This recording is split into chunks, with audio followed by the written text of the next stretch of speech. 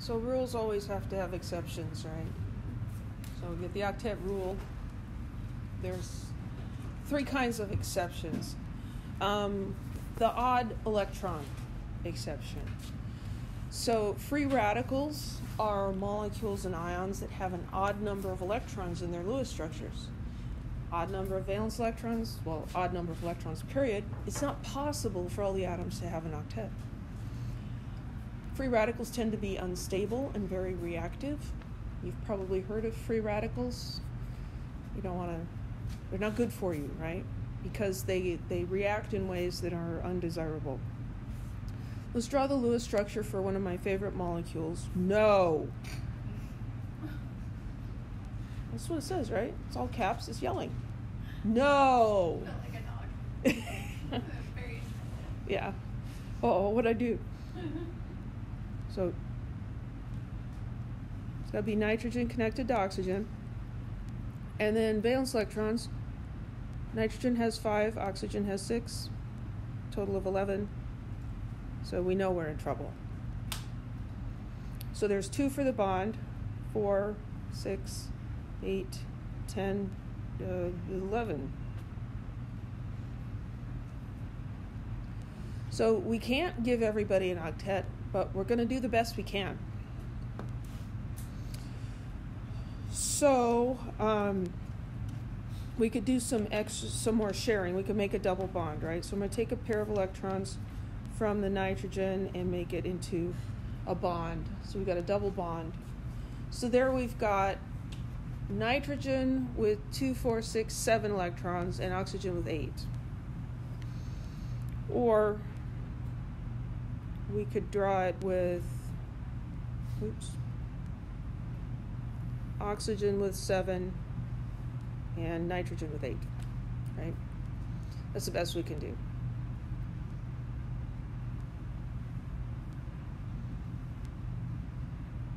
Well, how do we tell which one of those is better?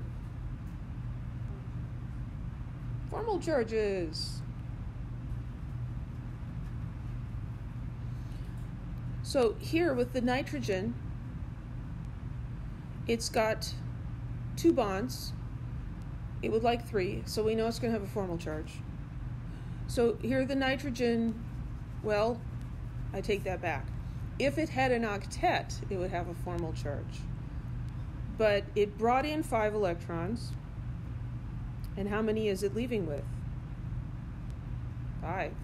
It's getting 1 from each of these bonds. That's 1, 2, 3, 4, 5. So that's a 0 formal charge. And what about this oxygen? The oxygen has an octet with 2 bonds. Brought 6 electrons, leaving with 6, also 0. So pretty sure this is our winner chicken dinner. Over here, we've got nitrogen 1, 2, 3, 4, 5, 6. It owns 5 minus 6, -1 formal charge. And the oxygen 1, 2, 3, 4, 5. It brought 6, leaves with 5.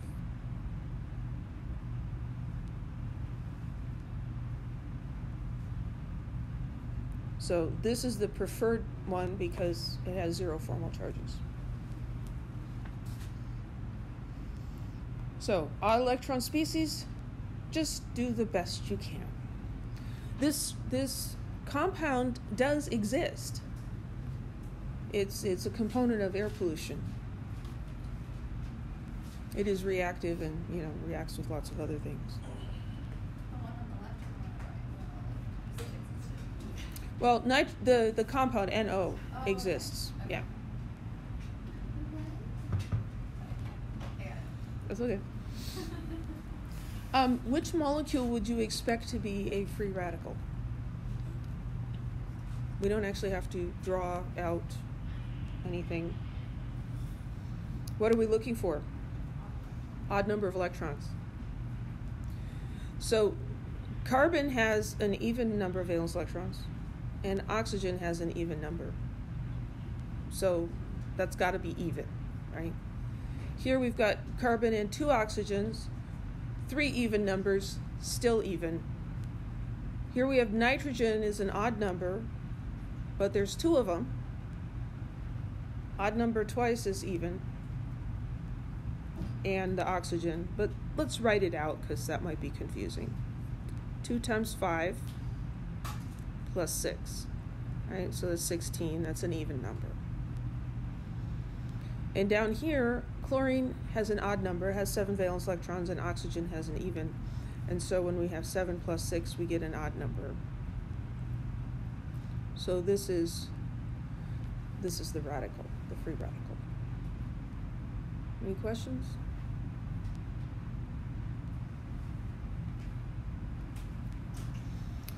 Another way we can violate the octet rule is to have an incomplete octet. Don't have 8 electrons, we have less than 8 electrons. And some elements tend to do this. It's these smaller ones that do this. So we know that hydrogen isn't even included in the octet rule. He has its own rule, the duet rule. Well, there's some other small elements, notably boron and beryllium, that tend to form compounds with fewer than 8 electrons. So let's draw the Lewis structure for BF3. So we'll put boron in the middle and the fluorines around it. It's nice and symmetrical that way, and the fluorines are more electronegative. So we predict that that's what would happen. How many valence electrons does boron have? 3. And then we have 3 fluorines, 3 times 7. So that's what, 24 valence electrons? So I have 2, 4, 6 for the bonds. 8, 10, 12, 14, 16, 18, 20, 22, 24.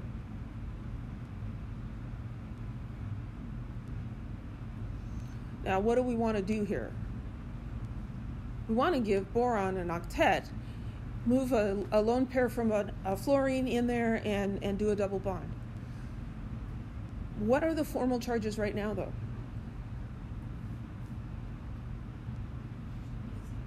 They're all 0. Because here's fluorine. Fluorine brings in 7 electrons, and it's going to leave with 2, 4, 6, and the 1 here, 7. And all of the fluorines look the same. Boron brings in 3 electrons, and if we cut these bonds in half, it's going to leave with 3 electrons, 0 formal charges. If we try to fix it,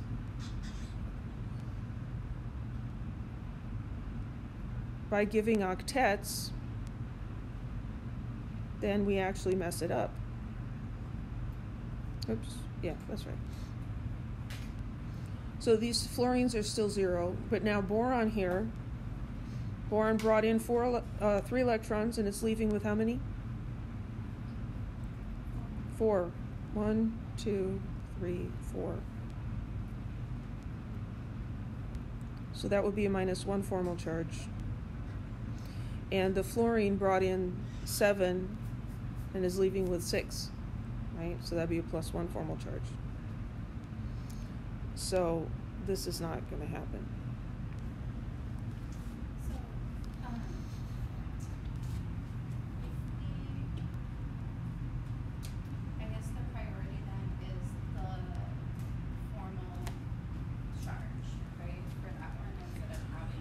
Formal charge is going to be the big clue, but really it's just boron and beryllium that do this. Okay.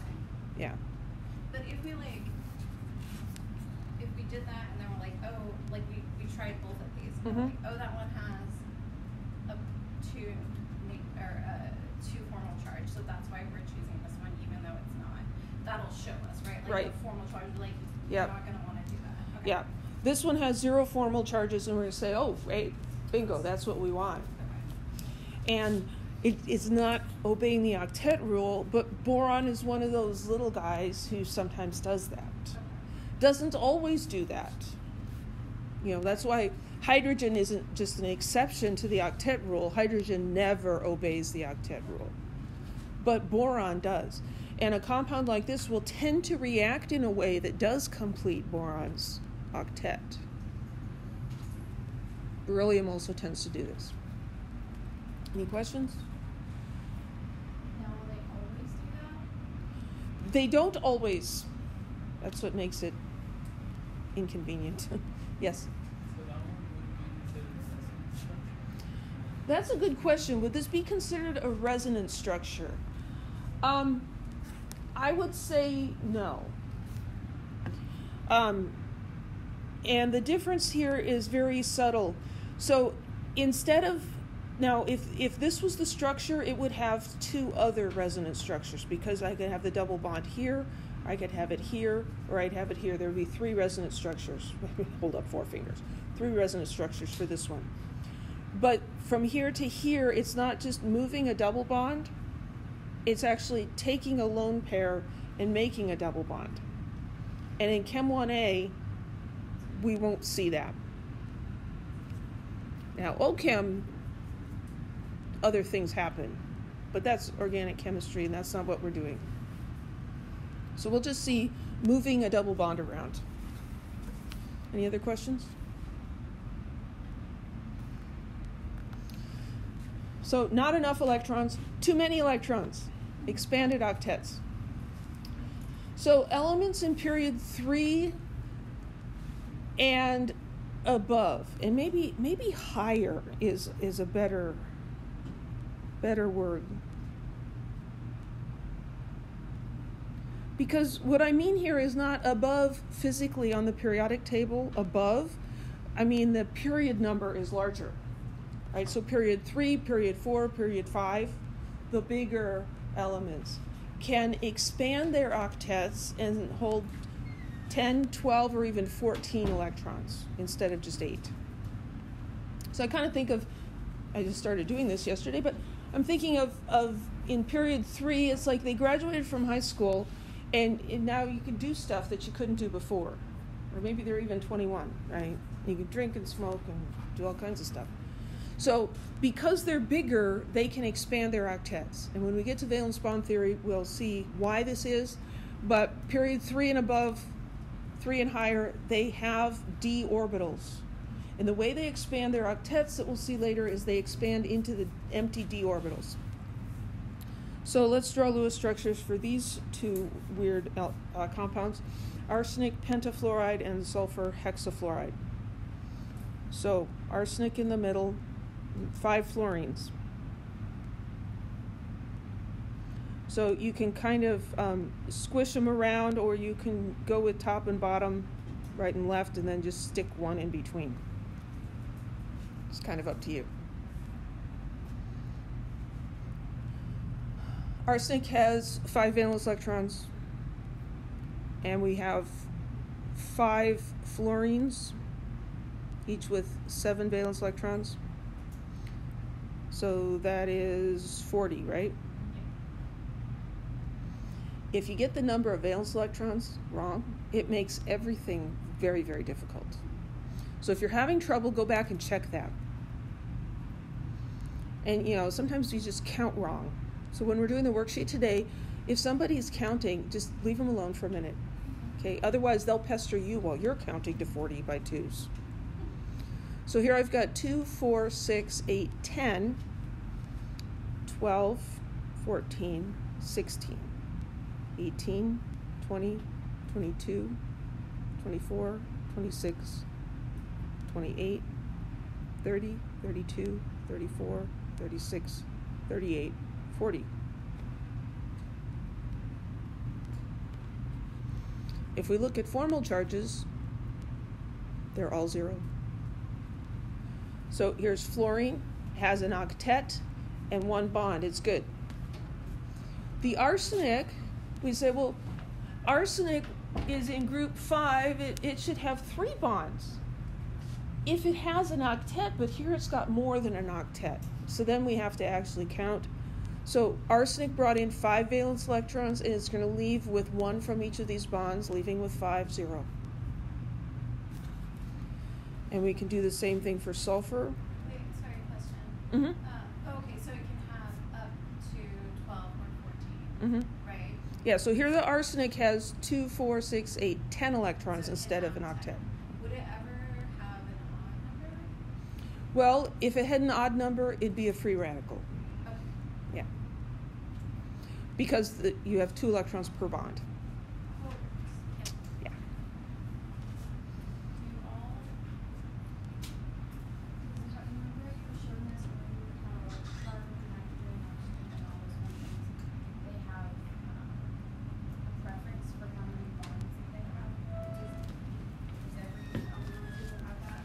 Well, yeah, that pretty much works for the nonmetals, which are the only ones we're drawing covalent Lewis structures for. So, it's just when you get to the bigger ones, starting with period 3, that only applies if there's an octet. So here, it's not an octet, it's bigger. So then we can't say, oh, well, it's not right because it doesn't have 3 bonds.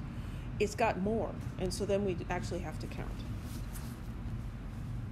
So let's look at sulfur hexafluoride. So sulfur, and this time just to be different, I'm just going to kind of spread them out.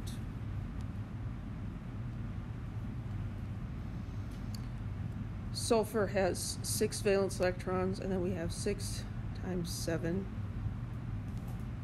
that's 48.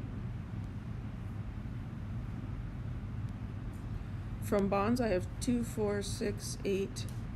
Let's see, try that again. 2, 4, 6, 8, 10, 12, 14, 16, 18, 20, 22, 24, 26, 28, 30, 32, 34, 36, 38, 40, 42, 44, 46, 48.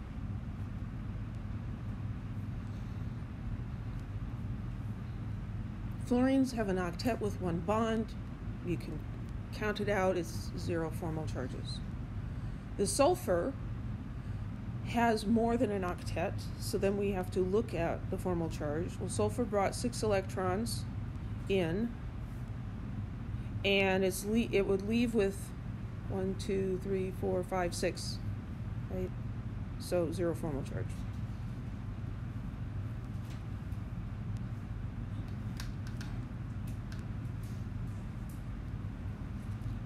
Any questions? When we're counting formal charges, I'm just looking at the worksheet because see how we have like arsenic Mm-hmm. as one, but fluorine there's 5 of them. Mm-hmm. Which one are we counting when it comes to formal charges? Like That's all an of excellent them question. or- So, in a molecule like this, all of the fluorines are in the same situation. They have an octet with 1 bond. They're all going to have the same formal charge. And that's very common. Sometimes you have one where, like, you have an oxygen that has a double bond and another oxygen that has a single bond. Usually you're going to have a resonance structure then. But you've got these oxygens that have different formal charges. Then on the worksheet, it'll use a subscript like oxygen 1 and oxygen 2. And I don't care which one you call 1 and 2. What it's saying is there's 2 different kinds of oxygen. They have different formal charges, so just write down both of them. Good question. Okay, let's look at H2SO4.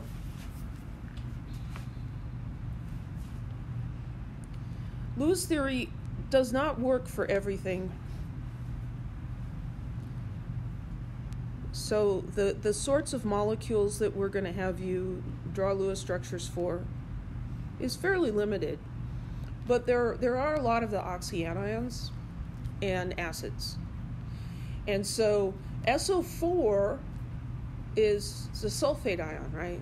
And you put 2 hydrogens on it and it makes an acid. Just to save you a lot of mucking about, I'm just going to tell you that when you have an oxyacid, the hydrogens go on the oxygens. So don't try to put the hydrogen on the sulfur because you could mess around with that and have a lot of trouble. The hydrogen will go on an oxygen. And the other hydrogen, I'm going to stick it on the other side because that works out better with the space that I have available. So I got sulfur, 4 oxygens, 2 hydrogens. And then I count up electrons. So 2 hydrogens times 1. Sulfur is 6, and 4 oxygens are each 6. Is that 32? Yeah. So then I count the bonds first. 2, 4, 6, 8, 10, 12, 14, 16, 18, 20, 22, 24, 26, 28, 30, 32. Beautiful. And wrong. What? Do you have a suggestion for us for when we are filling them out? You know, like is there a specific way that like would work best to fill it out instead of like going from like just go one oxygen and go to the next oxygen? Like should we like give one pair to each and then go back around? I think in general it works best to, here, one for you, one for you, one for you, pairs, like you're dealing cards. However you do it, you can end up with the correct structure. But if you put all of them on one side and you end up with multiple bonds, you might have to move things farther away. It's just faster if you like dealing cards. Good question. Okay, so this looks beautiful. We've got the octet rule. Everything's nice, but it's wrong.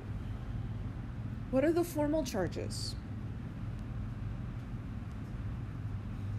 Just, can you kind of quickly pick out what doesn't have a 0 formal charge? Sulfur. And this oxygen and that oxygen. This oxygen, octet with 2 bonds, good to go. This one, octet with 2 bonds. But here's sulfur. Sulfur has an octet, but it would want 2 bonds. And these oxygens have octets, but they want 2 bonds and they only have 1. So let's find the formal charges. So for this oxygen, and the other one's going to be the same, it brought in 6 electrons and it would leave with 7. Right? 1, 2, 3, 4, 5, 6, 7. Going with this oxygen. So 6 minus 7 is -1. So -1 formal charge there. This other oxygen is in the same situation. Also -1.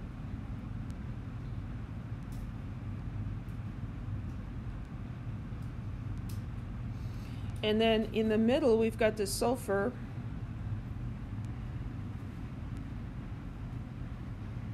And when it brought in 6 electrons. And when it leaves, how many does it take? Just 4. So that's +2. So surely we can do better than that. Is sulfur in period 3 or larger? Yes. Yeah, it's in period 3. That means it can expand its octet. When I see a positive formal charge, that tells me this atom doesn't have enough electrons.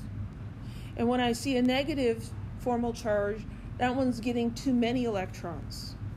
So what I want to do is I want to take some electrons from this oxygen with a negative formal charge and do more sharing with the sulfur.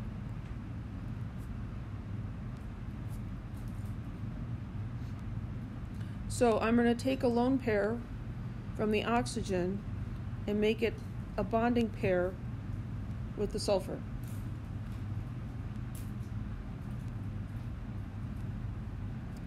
So now if I look at the formal charge for this oxygen, it brought in 6 and it's leaving with 6. 1, 2, 3, 4, 5, 6, right? So we don't have that anymore. I don't have a place. 6 minus 6 equals 0. So that's a 0 formal charge now, so that's better. What about the sulfur? Well, this isn't true anymore. It brought in 6, and now how many does it leave with? 5. So that's +1.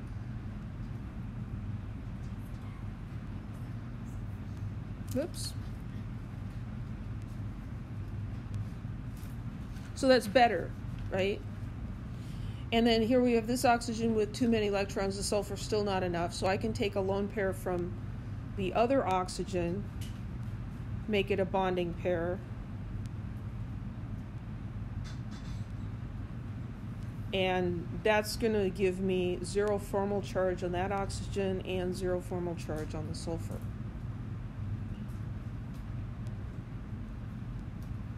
So by expanding its octet, then we can have 0 formal charges on everything. So this is better. The formal charge is a great check. Yes. Okay. Formal charge is a great check on things. This statement down here is important. Period 2 elements never have expanded octets. They don't have any d orbitals on that valence floor to expand into. Just a preview.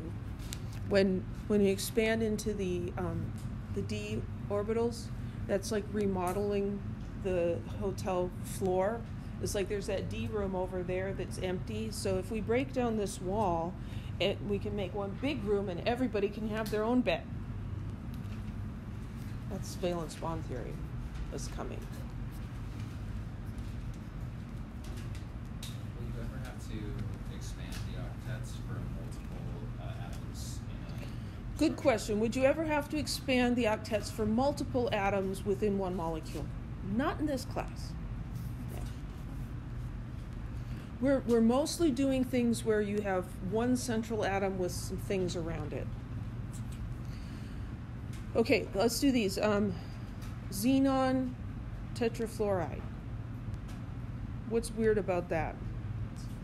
It's a noble gas. Noble gases do form compounds. They just don't form very many, and they aren't too excited about it. So. They're happy where they are with They already have an octet. It's like, why do I want to associate with you? I'm good.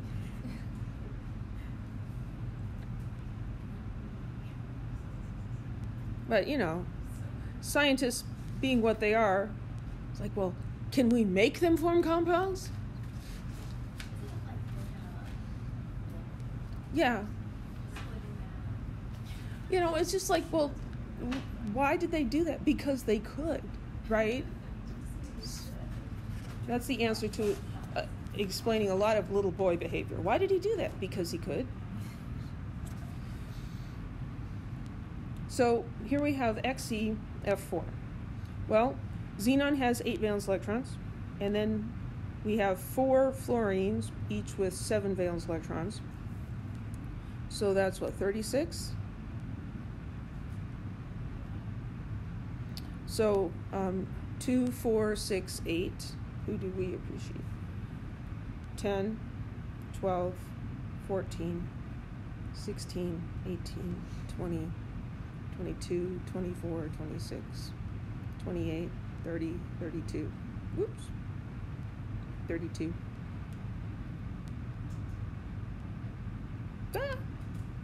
I need to put 4 more electrons in there. Is xenon big enough to expand its octet? Yeah, it is. So I'm going to put those extra lone pairs on xenon. Yeah.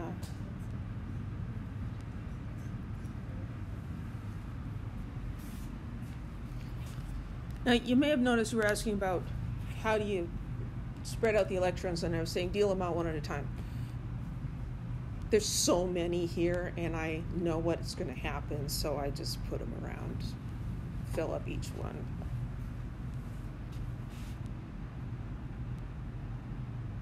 And you look at formal charges there, the formal charges are all 0. So for that one, the electrons that are just kind of attached to the side act like the valence electrons. These guys? They don't, those ones No, those are lone pairs on the xenon. And so the atom always keeps its lone pairs, and the bonds, we're going to split 50-50. Okay, let's do H3PO4. So this is a lot like H2SO4. So phosphorus in the middle, put the 4 oxygens around,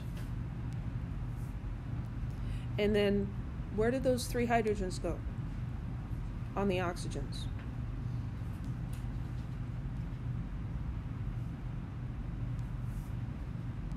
Okay. 3 hydrogens, a phosphorus, and 4 oxygens. 24 and 8, what, 32?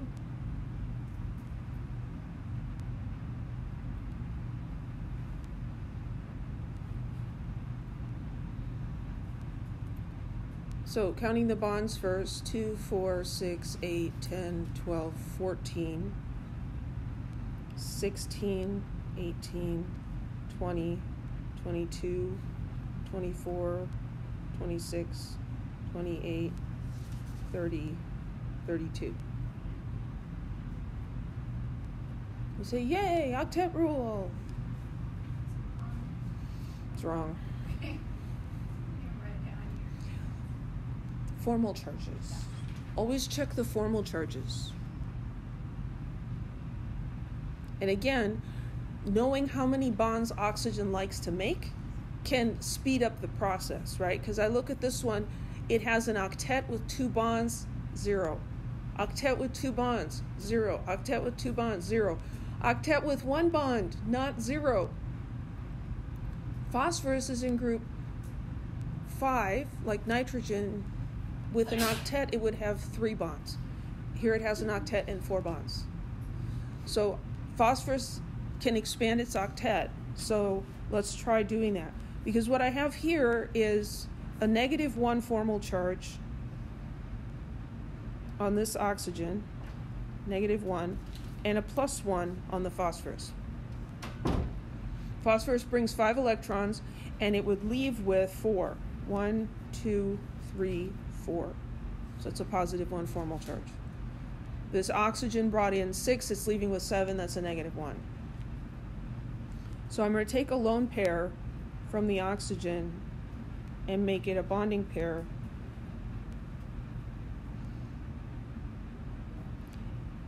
And now that phosphorus would leave with 1, 2, 3, 4, 5 electrons. So this would have a 0 formal charge. And this oxygen would leave with 1, 2, 3, 4, 5, 6 electrons, also 0 formal charge.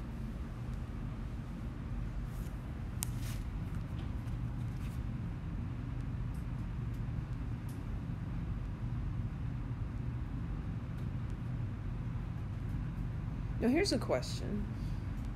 Does this have resonance?